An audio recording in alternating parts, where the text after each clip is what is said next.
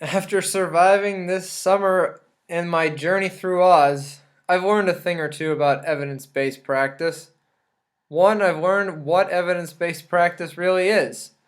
I went from knowing that it's just a new category of CEUs to knowing and understanding that evidence based practice is doing what we do because it does something.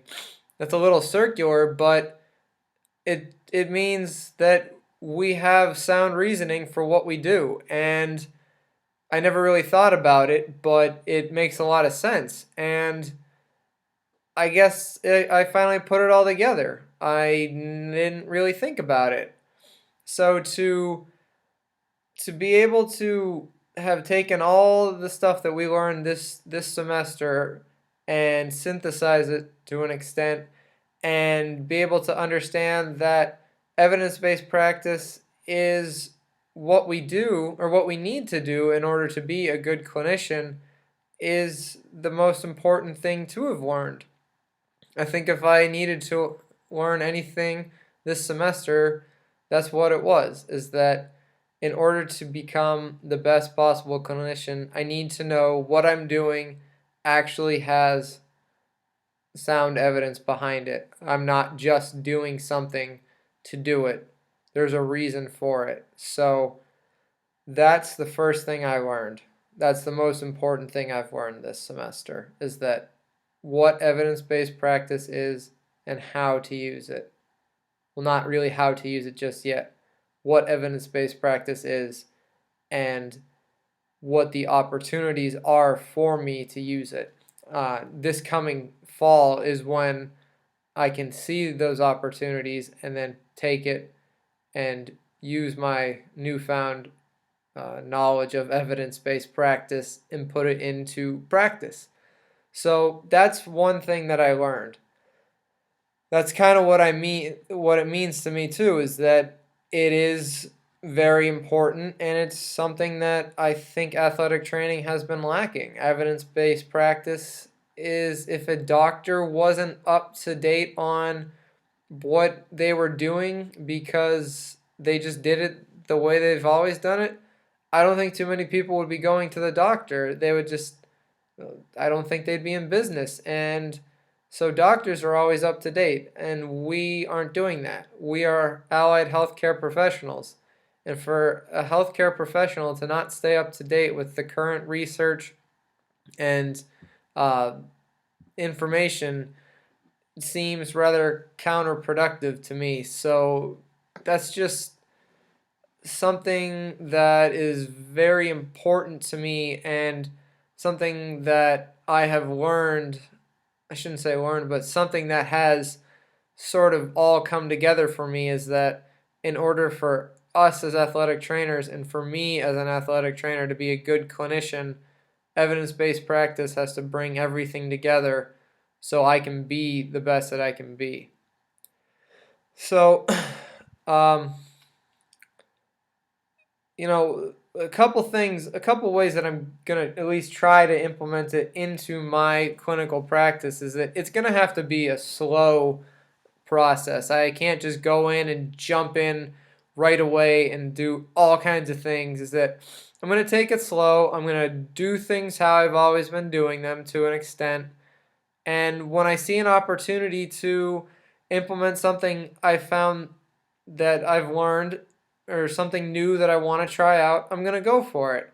And baby steps. Let's try one thing at a time. And if it doesn't work, well, I know it doesn't work and I'm going to move to something else. Or I'm not going to do that. Or maybe it'll work in a different situation. Um, or maybe I find that it does work, and so I'll keep trying, and then I can find different places for it to work. So that's one way that I think I'm going to be able to help put evidence-based practice or what I've learned in evidence-based practice into my practice is that it's going to be slow, but it's early in the program. I still haven't actually practiced clinically since learning. So once I get back into it, I think I'll be able to find little spots where it'll make me that much better of an athletic trainer. So a couple things that I still have questions about are just the role, not so much the role of how it's going to play, but where where does evidence-based practice take athletic trainers as a whole? How long is it going to take for athletic trainers to get on board with evidence-based practice? And I know that's not so much the focus of this class too much, but we've still talked about it a little bit, or it's something that needs to be talked about. And with the basis of evidence-based practice that I've gotten from this class, I think if a discussion comes up, I'll be that much better off with it. So, it's just some things like that are still a little blurry to me in the lines of evidence-based practice and, well, the evidence says this, that it doesn't work, but in the same breath, I know that it works from my experience. So where is the cutoff of, so I no longer do this because it doesn't do anything, but in the same breath, I know it does something personally. So that's kind of a blurred line that I do have questions about, but I think everybody's working through that. So the thing that I'm the most proud of from this past term is my first interview with Brad Sage. And that's because I came into the program not knowing exactly what to expect. And the first week, we have to find 2 interviews to do. And all of a sudden, I'm scrambling to find people. And I sit down and I talk to Brad, somebody I've known for a few years now. And we sit down and we talk about evidence-based practice.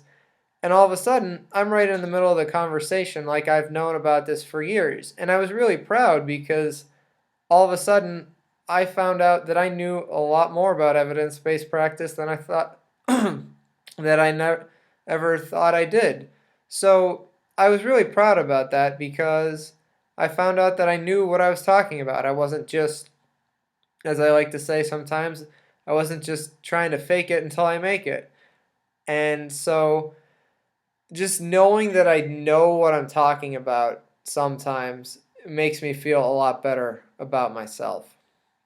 A couple things I struggled with were just minor things like, just things in class. Assignments like the writing the, um, what's that called? Abstract. That one was a little tough for me. I can't really explain why. That was a little. I had trouble. I think I picked the wrong article, possibly. That was a pretty hard one to condense. And um, just little things like that. I can't really put into words. Just and everybody started to struggle towards the end because we were all getting kind of tired and a lot was going on. So, but challenges, things like that, I guess, and challenge was a challenge that I had too was remembering how to read scholarly articles, and that's something that I was starting to overcome with this 5-step method of reading, and that started to help out a lot, and I'm glad I learned about that. It's still a bit of a challenge, but I think I'm getting there. So, overall, I feel like I've come a long way with the evidence-based practice and 712, and I hope that with what I've learned in this class, I can take it into the fall, into my clinical practice, and the classes that we have next, and I can learn that much more about it. So overall, I learned a lot, and I can't wait for the fall.